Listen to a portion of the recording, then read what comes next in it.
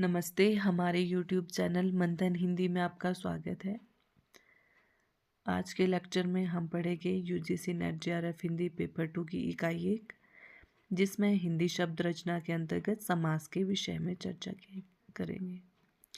पिछली क्लास में हमने पढ़ा हिंदी शब्द रचना के अंतर्गत उपसर्ग और प्रत्यय। समास, जैसा कि आप जानते हैं, समास हिंदी व्याकरण का एक महत्वपूर्ण टॉपिक है। यदि आप हमारे व्हाट्सएप टेलीग्राम ग्रुप को ज्वाइन करना चाहते हैं तो लिंक डिस्क्रिप्शन में दिया गया है, आप वहां जाकर हमारे चैनल को ज्वाइन कर सकते हैं।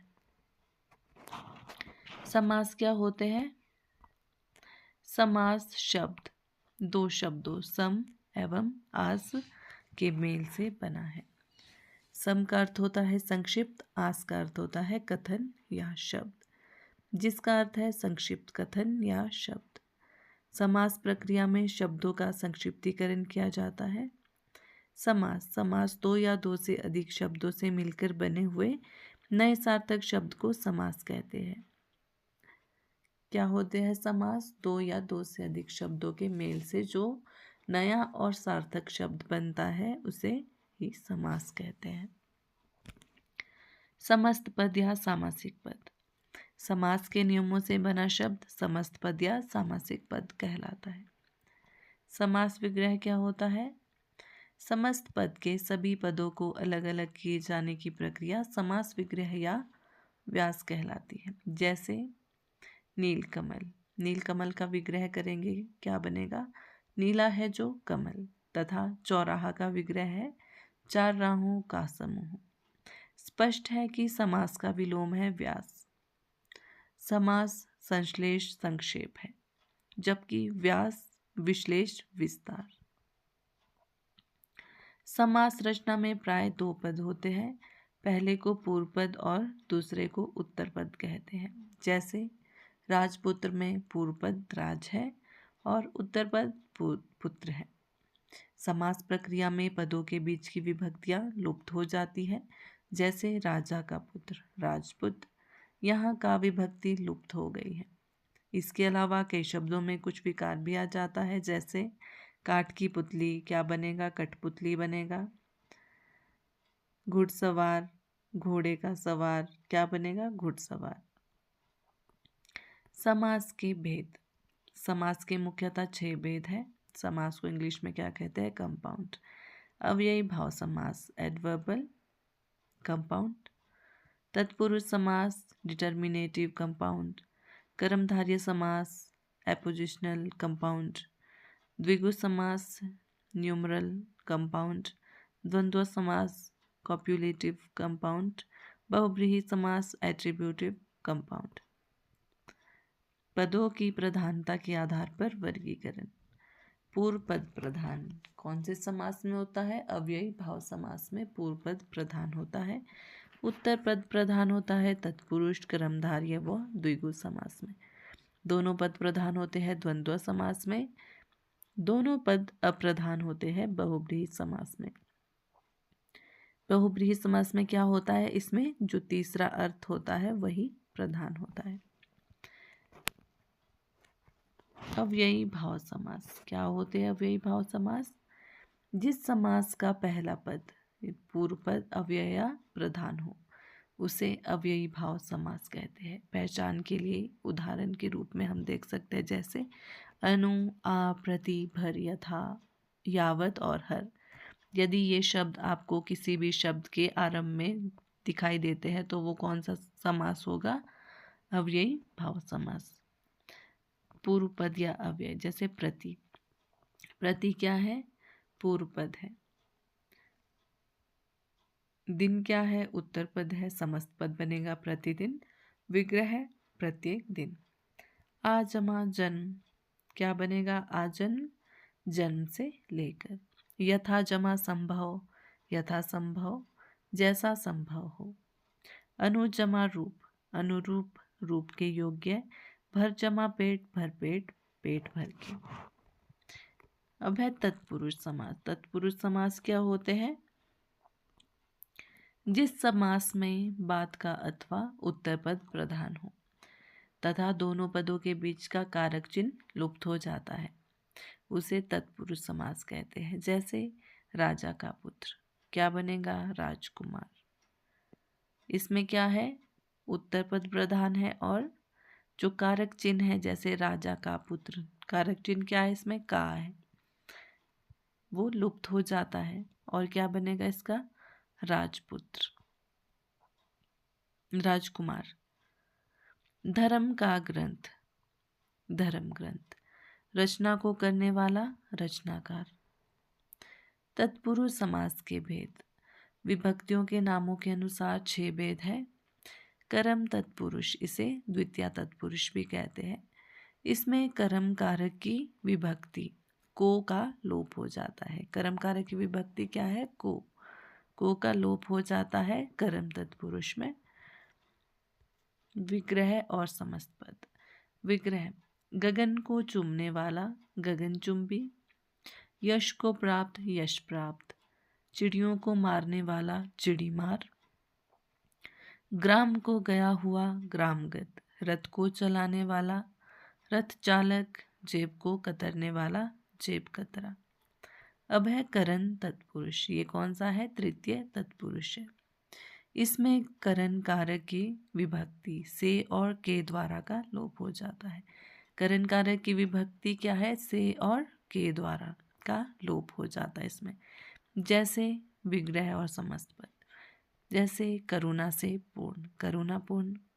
से का लोप हो गया, क्या बनता है? करुणापूर्ण। भय से आकुल, भयाकुल। रेखा से अंकित, रेखांकित। शोक से ग्रस्त, शोकग्रस्त। मद से अंधा, मदांध। मन से चाहा, मन चाहा। पद से दलित, पद दलित। सूर द्वारा रचित, सूर रचित। अब है संप्रदान तत्पुरुष। इसे चतुर्थी तत्पुरुष भी कहते हैं। इसमें संप्रदान कारक की विभक्ति के लिए लुप्त हो जाती है। संप्रदान कारक की विभक्ति क्या है? के लिए। के लिए का लोप हो जाएगा। विग्रह और समस्त पद देख लेते हैं। उदाहरण के लिए, प्रयोग के लिए शाला, प्रयोगशाला। स्नान के लिए घर, स्नान घर। यज्ञ के लिए शाला, यज्ञशाला। गौ के लिए शाला, गौशाला। देश के लिए भक्ति, देशभक्ति। डाक के लिए गाड़ी, डाक गाड़ी। परीक्षा के लिए भवन, परीक्षा भवन। हाथ के लिए कड़ी, हथकड़ी। अब है आपादान तत्पुरुष। आपादान तत्पुरुष पंचमी तत्पुरुष है। इसमें आपादान कारक की विभक्ति से। इसमें जो से है वो उसमें क्या होगा? अलग होने का भाव होगा। आपादान तत्पुरुष जो आपादान कारक होता है उसमें से किस अर्थ में निकलता है? अलग होने के अर्थ में। उदाहरण के लिए, जैसे धन से हीन। यहाँ क्या हो रहा है? धन से हीन मतलब क्या हो रहा है? अलग होने का भाव है, धनहीन। ऋण से मुक्त, ऋण मुक्त। पथ से भ्रष्ट, पथ भ्रष्ट। गुण से हीन, गुणहीन। अब है संबंध तत्पुरुष। इसे षष्ठी तत्पुरुष भी कहते हैं। इसमें संबंध कारक की विभक्ति का के की लुप्त हो जाते हैं। जैसे राजा का पुत्र, राजपुत्र। देश की रक्षा, देश रक्षा। शिव का आलय, शिवालय। राजा की आज्ञा, राजाज्ञा। पर के अधीन, पराधीन। राजा का कुमार, राजकुमार। गृह का स्वामी, गृह स्वामी। विद्या का सागर, विद्या सागर। यहाँ क्या हो रहा है? का और की संबंध तत्पुरुष, संबंध कारक चिन्ह का लोप हो रहा है। अधिकरण तत्पुरुष। इसे सप्तमी तत्पुरुष भी कहते हैं। इसमें अधिकरण कारक की विभक्ति में और पर लुप्त हो जाता है। अधिकरण कारक की विभक्ति क्या है? में और पर। विग्रह और समस्त पद देख लेते हैं। विग्रह, शोक में मगन, शोक मगन। पुरुषों में उत्तम, पुरुषोत्तम। आप पर बीती, आप बीती। गृह प्रवेश, गृह प्रवेश। लोक में प्रिय, लोकप्रिय। धर्म में वीर, धर्मवीर। कला में श्रेष्ठ, कला श्रेष्ठ। आनंद में मग्न, आनंद मग्न। तत्पुरुष समास में उपयुक्त भेदों के अलावा कुछ अन्य भेद भी हैं, जिनमें प्रमुख है नंज समास। नंज समास क्या होते हैं? जिस समास के पूर्व पद में निषेध सूचक या नकारात्मक शब्द जैसे अन, नौ, गैर, ना आदि आए, जिसमें क्या होते हैं निषेध सूचक और नकारात्मक शब्द आते हैं, उन्हें क्या कहते हैं नंज समास कहते हैं। जैसे अधर्म, इसमें क्या है नाधर्म, मतलब इसमें आ रहा है आपका नकारात्मक शब्द आ रहे हैं ना, अधर्म, नाधर्म। अयोग्य, नायोग्य, अनहोनी, नाहोनी, अनाचार, न आचार, अनावश्यक, न आवश्यक, अनिष्ट, न इष्ट, नपुंसक, नपुंसक, गैर वाजिब, नावाजिब, नापसंद, नापसंद, नामर्द, नामर्द, नालायक, नालायक आदि क्या है ये नन समास है। अब है कर्मधारय समास। कर्मधारय समास क्या होते हैं? जिस समस्त पद का उत्तर पद प्रधान हो। क्या होता है कर्मधारय में भी उत्तर पद प्रधान होता है। इसमें तत्पुरुष समास में भी उत्तर पद प्रधान होता है और कर्मधारय समास में भी उत्तर पद प्रधान हो तथा पूर्व पद व उत्तर पद में उपमान, उपमेय और विशेषण, विशेष्य का संबंध हो। क्या होता है कर्मधारय समास में? उपमान, उपमेय और विशेषण, विशेष्य का संबंध होता है, कर्मधारय समास कहलाता है। जैसे पहचान के लिए विग्रह करने पर दोनों पद के मध्य में है जो या के समान शब्द आते हैं। जिन शब्दों में है जो और के समान शब्द आएंगे वो कौन से समास है? कर्मधारय समास है। विग्रह और समस्त पद देख लेते हैं। विग्रह, कमल के समान चरण, चरण कमल, कौन सा समास है इसमें? कर्मधारय। कनक की सी लता, कनक लता, कमल के समान नयन, कमल नयन। प्राणों के समान प्रिय, प्राण प्रिय। चंद्र के समान मुख, चंद्र मुख। मृग के समान नयन, मृग नयन। देह रूपी लता, देह लता। क्रोध रूपी अग्नि, क्रोधाग्नि। लाल है जो मणि, लाल मणि। नीला है जो कंठ, नीलकंठ। महान है जो पुरुष, महापुरुष। महान है जो देव, महादेव। आधा है जो मरा, अधमरा। परम है जो आनंद, परमानंद। वह द्विगु समास। द्विगु समास क्या होते हैं? जिस समस्त पद का पूर्व पद संख्यावाचक विशेषण हो। द्विगु समास में क्या होता है? जो पूर्व पद है वो संख्यावाचक विशेषण होता है, वह द्विगु समास कहलाता है। इसमें समूह या समाहार का ज्ञान होता है। जैसे 7 सिंधुओं का समूह, जो पूर्व पद है क्या है? वो संख्यावाचक है। जैसे 7, ठीक है, 7 सिंधुओं का समूह, सप्त सिंधु। 2 पहरों का समूह, 2 पहर। तीनों लोकों का समाहार, त्रिलोक। 4 राहों का समूह, चौराहा। 9 रात्रियों का समूह, नवरात्र।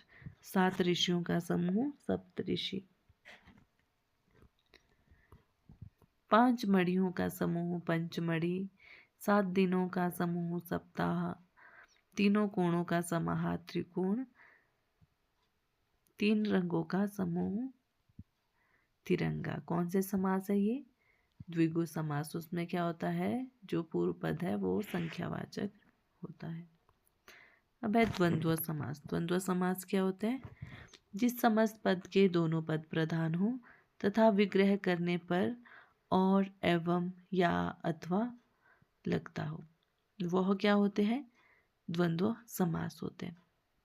क्या होता है इसमें? दोनों पद प्रधान होते हैं। पहचान के लिए दोनों पदों के बीच प्राय योजक चिन्ह या हाइफन का प्रयोग होता है। उदाहरण के लिए जैसे विग्रह और समस्त पद देख लेते हैं। जैसे नदी और नाले, इसमें क्या है? दोनों पद प्रधान है, नदी, नाले। जैसे पाप और पुण्य, पाप पुण्य। सुख और दुख, सुख दुख। गुण और दोष, गुण दोष। देश और विदेश, देश विदेश। ऊंच या नीच, ऊंच नीच। आगे और पीछे, आगे पीछे। नाक और कान, नाक कान। आचार और विचार, आचार विचार। भला या बुरा, भला बुरा। राजा और प्रजा, राजा प्रजा। नर और नारी, नर नारी। खरा या खोटा, खरा खोटा। राधा और कृष्ण, राधा कृष्ण। ठंडा या गरम, ठंडा गरम, इसमें क्या होता है, योजक चिन्ह या हाइफन का इसमें प्रयोग होता है। छल और कपट, छल कपट, अपना और पराया, अपना पराया, मोल और तोल, मोल तोल, उतार या चढ़ाव, उतार चढ़ाव, तन और मन और धन, तन मन धन। अब है हमारा बहुब्रीहि समास। बहुब्रीहि समास क्या होता है, जिसमें जिस समस्त पद में कोई पद प्रधान नहीं होता, दोनों पद मिलकर किसी तीसरे पद की ओर संकेत करते हैं, उसमें बहुब्रीहि समास होता है। जैसे नीलकंठ, नीला है जो कंठ, इसमें क्या हो रहा है, तीसरा अर्थ निकल रहा है। किसे बोलते हैं नीलकंठ, शिव जी को, शिव को बोलते हैं ना नीलकंठ। तो क्या हो रहा है, नीला है जो कंठ, किसका है नीला कंठ, शिव का। तो कौन सा समास है, बहुब्रीहि समास। यहाँ पर दोनों पदों ने मिलकर एक तीसरे पद शिव का संकेत किया, इसलिए यह बहुब्रीहि समास है। उदाहरण के लिए देख लेते हैं समस्त पद और विग्रह। जैसे लंबोदर, लंबोदर शब्द है, इसका विग्रह करेंगे, लंबा है उदर जिसका, किसका है लंबा उदर, गणेश। किसे कहते हैं लंबोदर, गणेश को। इसमें क्या है, कोई पद प्रधान नहीं है, एक जो तीसरा अर्थ निकल रहा है गणेश, वो क्या है, उसकी प्रधानता है, इसलिए ये क्या है, बहुब्रीहि समास है। दशानन, दस है आनंद जिसके, किसे कहते हैं दशानन, रावण को। चक्रपाणि, चक्र है पानी में जिसके, विष्णु। महावीर, महान वीर है जो, हनुमान।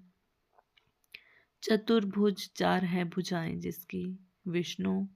प्रधानमंत्री, मंत्रियों में प्रधान है जो, प्रधानमंत्री। पंकज, पंख में पैदा हो जो, कमल। गिरिधर, गिरी को धारण करने वाला है जो, कृष्ण। पीताम्बर, पीत है अंबर जिसका, कृष्ण। निशाचर, निशा में विचरण करने वाला, राक्षस। चौलड़ी, चार है लड़ियां जिसमें, माला। त्रिलोचन, तीन है लोचन जिसके, शिव। चंद्रमौली, चंद्र है मौली पर जिसके, विषधर, विष को धारण करने वाला, सर्प। मृगेंद्र, मृगों का इंद्र, सिंह। घनश्याम, घन के समान श्याम है जो, कृष्ण। मृत्युंजय, मृत्यु को जीतने वाला, शंकर। आज के लेक्चर में हमने समास के विषय में चर्चा की। आशा करती हूँ कि आपको समास अच्छे से समझ आ गया हो। आज के लिए इतना ही, धन्यवाद।